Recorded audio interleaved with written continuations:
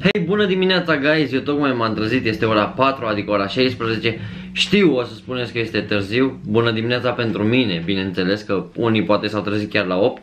Dar acum mă voi pune să mănânc, iar după ce mănânc, voi merge să mă tund, fiindcă uitați ce păr am. Eu zic că arată destul de bine, având în vedere că mi-am făcut singur de mâncare. Da, nu sunt un bucătar excepțional, dar nici nu mor de foame. Așa că haideți să mâncăm.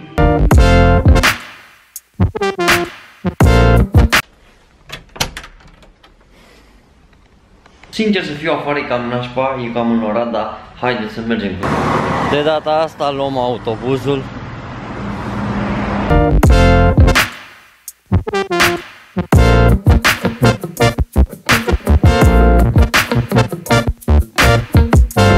Tocmai am coborât din autobuz, uitați că pleacă. Și acum mă îndrept către metrou.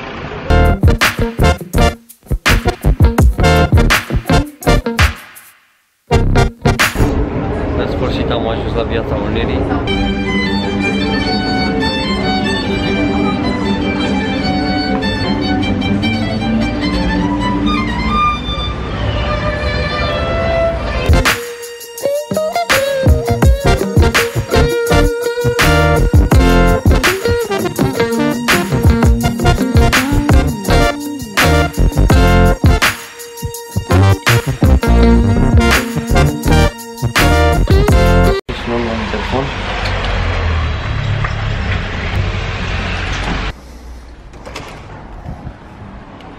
Octavian Sârbu Concept.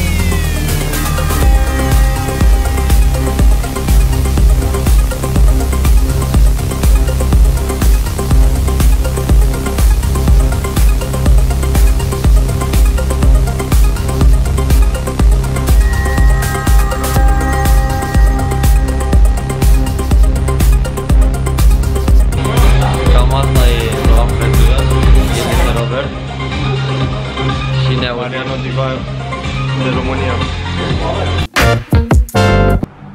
Stă bine, nu?